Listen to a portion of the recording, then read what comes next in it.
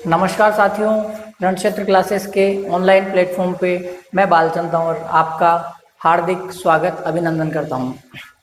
तो कैसे हैं आप लोग? उम्मीद करते हैं बहुत अच्छे होंगे और अपनी तैयारी को आप निरंतर जारी रख रहे होंगे। हमारे कुछ साथी जैसे भी बीएसटीसी की तैयारी कर रहे हैं तो वो उनको मेरी तरफ से बहुत बहुत शुभकामनाएं। अपनी तैयारी को आराम से ठंडे दिमाग से करें और अपने पेपर को अच्छे से दें, ज़्यादा लोड नहीं लेना है। हमारी जो हिंदी की बातचीत चल रही थी उसमें हमारे यहाँ वर्णमाला जो टॉपिक चल रहा था, वर्ण विचार हमारा टॉपिक चल रहा था। इस टॉपिक को हम बहुत ही विस्तार से पढ़ रहे हैं। इस टॉपिक को हम बहुत ही विस्तार से इसलिए पढ़ रहे हैं कि कोई भी प्रश्न हमसे चूक बिल्कुल भी नहीं हो, हमसे छूटना बिल्कुल भी नहीं चाहिए। और कुछ समस्याओं के कारण, थोड़ा समय के अभाव के कारण आपकी क्लास रेगुलर नहीं हो पा रही है। उसका कारण कुछ विद्यालयी कारण है। जैसा कि आपको पता है कि मैं गवर्नमेंट टीचर हूं, तो उस हिसाब से हम बस कुछ 2-4 दिन की और बात है, 1 तारीख से हमारी क्लास बिल्कुल रेगुलर रहेगी ताकि हमारे जो बीएसटीसी वाले भाई हैं वो भी हमें ज्वाइन कर सके। इसलिए मैं आपको हर चीज़ को एकदम बारीकी से समझा रहा हूँ। देखिए, अपन बात कर रहे थे, मैंने अपने व्यंजनों के बारे में बात की थी। किन के बारे में बात की थी? व्यंजनों के बारे में हम बात कर रहे थे। और व्यंजन के बारे में अपन ने इसकी संख्या के बारे में बात की थी कि संख्या कितनी होती है। व्यंजनों की संख्या मैंने बताई थी आपको 33 होती है। फिर हमने जाना था कि जो व्यंजन है इनको हमने वर्गों में विभाजित किया। किसमें विभाजित किया? वर्गों में विभाजित किया।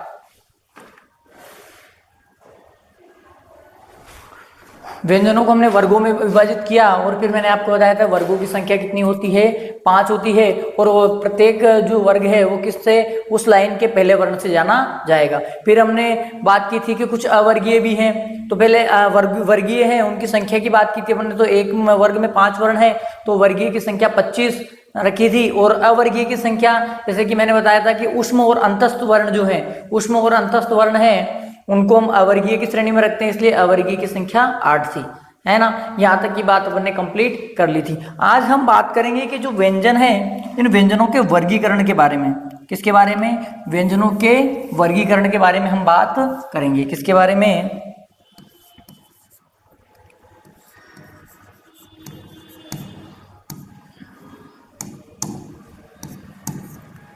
व्यंजनों के वर्गीकरण के बारे में। व्यंजनों के वर्गीकरण के बारे में हम बात करेंगे।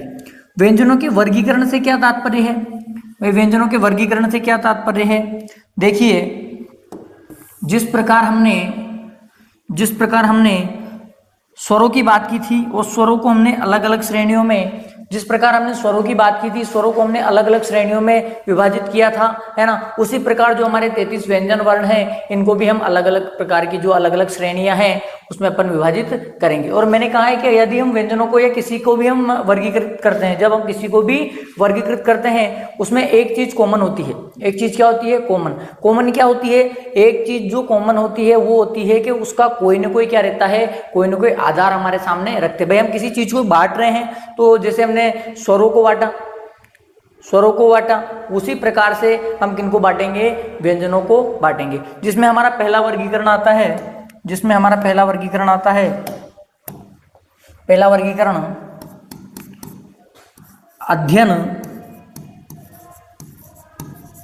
अध्ययन की सरलता हेतु। पहला वर्गीकरण कौन सा आता है हमारा? व्यंजनों का पहला वर्गीकरण जो हमारे सामने आता है वो है अध्ययन की सरलता हेतु। पहला वर्गीकरण कौन सा आता है? पहला वर्गीकरण हमारे सामने आता है अध्ययन की सरलता हेतु। देखो, ये सामान्य बात बिल्कुल है ना। क्या है? एकदम सामान्य बात कि अध्ययन की सरलता से आप समझ गए। अध्ययन मतलब पढ़ना, मतलब हमने अध्ययन की सरलता मतलब हमें पढ़ने में आसानी हो, उसके लिए अपन ने एक आधार बनाया व्यंजनों को बांटने का वो। और आपसे पूछे कि अध्ययन की सरलता हेतु, किसे अध्ययन की सरलता हेतु व्यंजनों को कितने भागों में बांटा गया है? तो अध्ययन की सरलता को हमने व्यंजनों को 3 भागों में बांटा है। कितने भागों में बांटा है? 3। देखो, तो वो 3 कौन से है?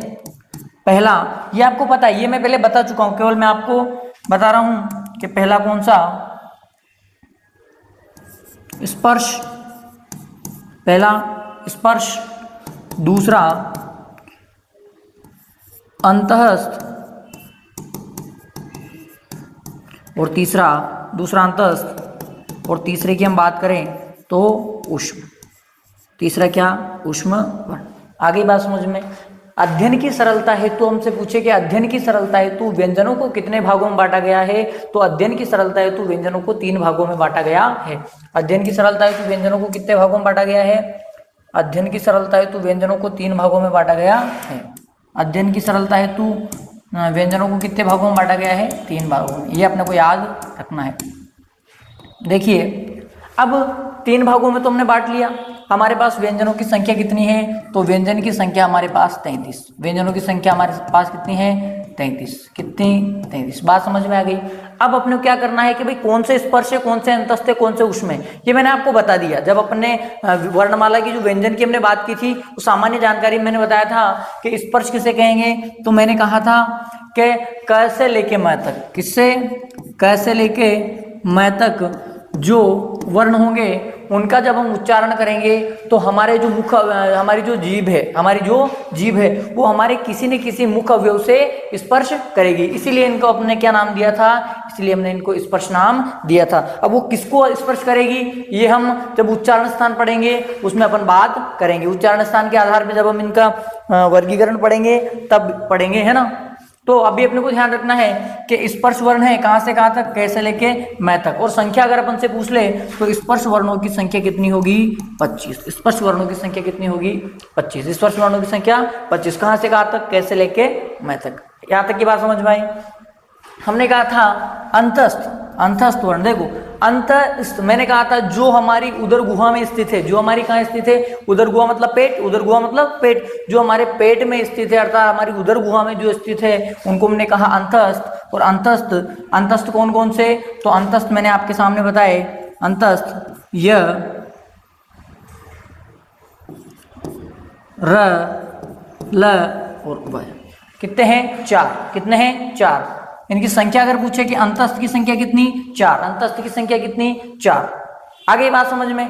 फिर अपन से पूछे कि ऊष्म कौन है, तो ऊष्म वो है जिनको बोलते समय मैंने आपको बताया था कि हमारे मुख से ऊष्म मतलब गर्म, ऊष्म मतलब गर्म, जिसको बोलते समय हमारे मुख से क्या ऊष्मा की तरह जो हवा वायु निकलेगी, हवा निकलेगी, वो ऊष्म मतलब गर्म निकले, वो क्या कहलाए थे? ऊष्म। और ऊष्म कितने? ऊष्म की संख्या 4। कौन कौन से? तीनों शकार श, श, स और ह। ये 4 हमारे सामने क्या आ गए? ये 4 हमारे सामने ऊष्म आ गए।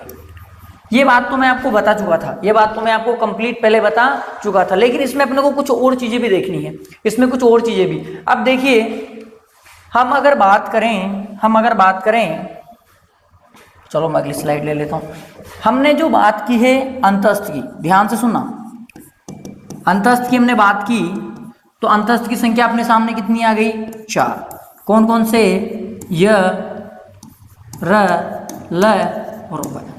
अब इनमें से भी एक बेसिक जो बहुत ही बारीक प्रश्न अगर कोई बनाना चाहेगा तो इसमें से अंतस्थ में से भी बारीक प्रश्न बनते हैं। देखो कैसे बनते हैं। आप जब पढ़ोगे तो ये जो ये और ये जो व, ध्यान रखना कौन कौन से? ये जो ये और वह, इन दोनों को कहा जाता है अर्धस्वर। ध्यान रखना क्या कहा जाता है इन दोनों को? इन दोनों को कहा जाता है अर्धस्वर। अर्ध मतलब आधे, स्वर मतलब स्वर। अर्ध मतलब आधे, स्वर मतलब स्वर, है ना। तो क्या कहा जाता है इन दोनों को? अर्धस्वर। आपके सामने प्रश्न यही आ गया कि हिंदी में अर्धस्वरों की संख्या कितनी है। हिंदी में अर्धस्वरों की संख्या पूछे तो कितनी है? 2 है। और 2 कौन कौन से? य और व को हमने क्या कहा? य और व को हमने कहा अर्धस्वर कहा। य और व को क्या कहा हमने? अर्धस्वर कहा। यहां तक की बात समझ में आ गई। अर्धस्वर हो गए। हमारा जो र है, इस र का भी एक नाम है। इस र को भी हम एक नाम से जानते हैं। इसको कहा जाता है प्रकंपित। क्या कहा जाता है? प्रकंपित। क्या कहा जाता है? प्रकंपित। प्रकंपित कैसे? आपने अपने पास मोबाइल है, बहुत से मित्रों के पास, अपने पास सबके पास मोबाइल होगा। जब मोबाइल होता है, जब मोबाइल कंपन करता है ना, ध्यान रखना जब कंपन करता है तो कौन सा है? र। ये र है ना, इसकी ध्वनि आती है। देखो जैसे कोई मोबाइल जैसे कंपन कर, हम जब बोलेंगे तो हमारा मुख भी क्या करेगा?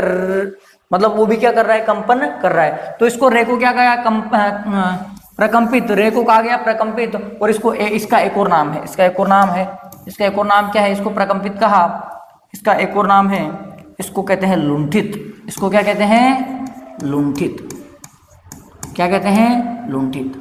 ध्यान रखना, लुंठित और प्रकंपित किसको कहते हैं, तो लुंठित और प्रकंपित किसको कहते हैं, लुंठित और प्रकंपित कहते हैं रे को। लुंठित क्यों कहा भाई, देखो रे को बोलो, र र, मतलब ऐसा है कि जैसे हमारी आवाज अटकने की कोशिश कर रही हो, क्या करने की कोशिश कर रही हो, अटकने की, इसलिए इसको क्या कहा, लुंठित। ध्यान रखना कि ये और वे को हमने कहा अर्धस्वर, ये और वे को हमने कहा अर्धस्वर, रे को कहा हमने प्रकंपित और लुंठित, रे को क्या कहा हमने, प्रकंपित और लुंठित। ध्यान रखना ये चीजें पूछी जा चुकी है और कितने ही एग्जाम में ये तीनों चीजें पूछी जा चुकी है। सीधा सीधा पूछ लेता है, आपको दे देगा कि अर्धस्वर कौन सा है और 4 ऑप्शन दे देगा, वो कौन कौन से, उसने दे दिया अ, उ, री और व दे दिया। अब जिनको नहीं पता है वो तो क्या देखेंगे, अर्धस्वर मतलब स्वर, स्वर को देखते ही इनमें से किसी न किसी एक का चयन करेंगे। लेकिन जिसको पता है कि अर्धस्वर कौन से होते हैं, अर्धस्वर 2 होते हैं, एक ये होता है और एक वह होता है, इसीलिए फिर हमारा उत्तर क्या हो जाएगा, वह हो जाएगा। ये छोटी छोटी बातें हैं जो हमें बड़े बड़े एग्जाम में समस्या का सामना करना पड़ सकता है यदि हमें उसका बेसिक अगर याद नहीं है। इसीलिए मैं आपको हर चीज को छोटे से छोटे, बिल्कुल एक छोटे से छोटे पहलू को भी मैं आपके सामने एकदम विश्लेषित व्याख्या करके बताता हूं। तो ये और वे हमारे अर्धस्वर हो गए, प्रकंपित और लुंठित हमने रे को कह दिया, तो हमारा लय क्या बुरा मान गया, लय क्या कर गया, बुरा मान गया, ले क्या कर गया, बुरा मान गया। लेने कहा कि भैया सबके नाम रख रहे हो, इसका भी रख दिया, इसका भी, प्रकंपित और लुंठित रहेगा तुमने रख दिया, अर्धस्वर ये और वे को कह दिया, मैंने आप लोगों का क्या बिगाड़ा है। तो हमने कहा कि आपने हमारा कुछ नहीं बिगाड़ा, आप ध्यान रखो, हम आपका भी एक नाम रख देते हैं। अर्थात बात करें तो इस लय का भी एक नाम है, इस लय का भी क्या है, इस लय का भी एक नाम है, लय का भी क्या है, एक नाम है। देखिए लय को कहा जाता है पार्श्विक व्यंजन, क्या कहा जाता है, पार्श्विक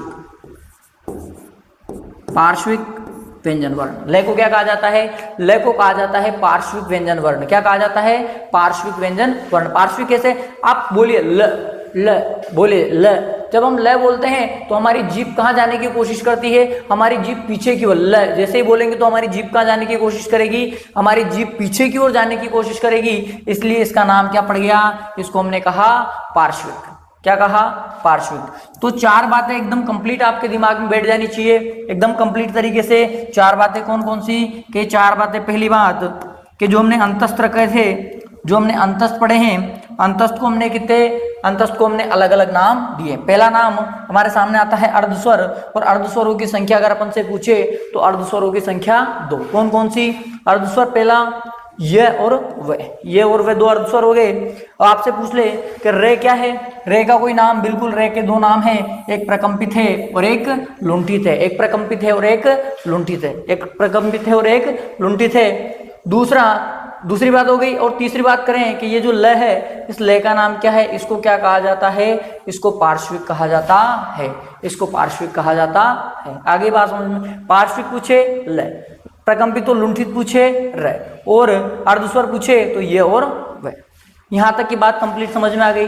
तो मेरा बताने का उद्देश्य, जो अध्ययन की सरलता है तो अपन ने लिया था इसमें कि ये और वे दोनों तो क्या है, ये और वे दोनों है अर्धस्वर, और लय हमारा है लुंठित, लय हमारा है पार्श्विक, और रे हमारा है प्रकंपित और लुंठित। समझ गए। बात करें ऊष्म, बात करें ऊष्म के बारे में। इस ऊष्म को कहा जाता है, इस ऊष्म का एक और नाम आता है हमारे सामने। तो ये जो ऊष्म है, इस ऊष्म का भी एक नाम है, इस ऊष्म को कहा जाता है संघर्षी। इस ऊष्म को क्या कहते हैं, संघर्षी। संघर्षी अपन ने इसको क्यों कहा, ऊष्म को हमने संघर्षी क्यों कहा, ध्यान रखना जब भी हम इन वर्णों को बोलेंगे, देखो श, श, स और ह, श, श, स और है। जब भी अपन इन वर्णों को बोलेंगे तो हमें लग रहा है कि ये जो बाहर निकल रहे हैं ना, तो हवा क्या है, संघर्ष करके, मतलब उसको बाहर निकलने के लिए संघर्ष करना पड़ रहा है, इसीलिए हमने इसका नाम क्या दिया, संघर्षी। और आपसे प्रश्न पूछ सकता है कि हिंदी वर्णमाला में या जो संघर्षी वर्ण है, इन संघर्षी वर्णों की संख्या कितनी है, तो संघर्षी वर्णों की संख्या भी कितनी है, 4। क्यों? क्योंकि ऊष्म को ही हमने क्या नाम दिया, ऊष्म को ही हमने नाम दिया संघर्षी। ऊष्म को ही हमने क्या नाम दिया, ऊष्म को ही हमने नाम दिया संघर्षी। बात समझ गए क्या? बात समझ गए क्या? ऊष्म को ही हमने क्या नाम दिया, ऊष्म को ही हमने संघर्षी नाम दिया। यहां तक की ये बात आपके समझ में आ जानी चाहिए। क्यों? क्योंकि 3 है। देखो, अध्ययन की सरलता है तो नॉर्मल मैंने आपको सब बता दिया था कि जो स्पर्श होते हैं उनको कैसे महत्व होते हैं, और 25 होते हैं। फिर हमने अंतस्थ की बात की तो 4 होते हैं। ये लव है, जिसमें ये और वे को हमने अर्धस्वर माना, रे को हमने प्रकंपित और लुंठित माना, और ले को हमने पार्श्विक माना। और जो ये ऊष्म जिनको हमने माना था, इनको हमने एक और नाम दे दिया, जिसका नाम क्या था, संघर्षी। जिनका नाम क्या था, संघर्षी। यहां तक की बात क्लियर होनी चाहिए। अब हम बात करते हैं हमारे अगले प्रकार के बारे में। अगले प्रकार के बारे में देखो, तो दूसरा वर्गीकरण जो हम पढ़ेंगे, दूसरा वर्गीकरण जो हम पढ़ेंगे वो होगा, दूसरा वर्गीकरण जो हम पढ़ेंगे वो होगा घोष या कंपन के आधार पर। घोष या कंपन के आधार पर, घोष या कंपन के आधार पर दूसरा वर्गीकरण होगा घोष या कंपन के आधार पर, जो हम पढ़ेंगे ना। देखो, घोष का मतलब समझो। घोष का मतलब होता है, घोष का अर्थ होता है, घोष का अर्थ हम लेते हैं गूंज से। घोष का अर्थ हम किससे लेते हैं, गूंज से। घोष का अर्थ हम किससे लेते हैं, गूंज। मतलब गूंज के आधार पे, घोष या कंपन के आधार पे जब हम व्यंजन का वर्गीकरण पढ़ेंगे तो घोष या कंपन के आधार पे कुछ जो व्यंजन वर्ण ऐसे होंगे जिनको बोलते समय हमारा जो मुख है वो क्या, गूंज सुनाई देगी, है ना, और कुछ जिनको हम बोलेंगे उसमें गूंज सुनाई नहीं देगी। इस आधार पर अगर हम बात करें कि घोष या कंपन के आधार पर व्यंजन कितने प्रकार के, तो इसके आधार पर व्यंजन कितने प्रकार के होंगे, 2 प्रकार के। कितने प्रकार के, 2। कितने प्रकार के, 2। 2 कौन कौन से? देखो, मैंने आपको बताया कि एक ऐसे होंगे जिनमें घोष या गूंज होगी और दूसरे जिनमें नहीं होगी। तो पहला आता है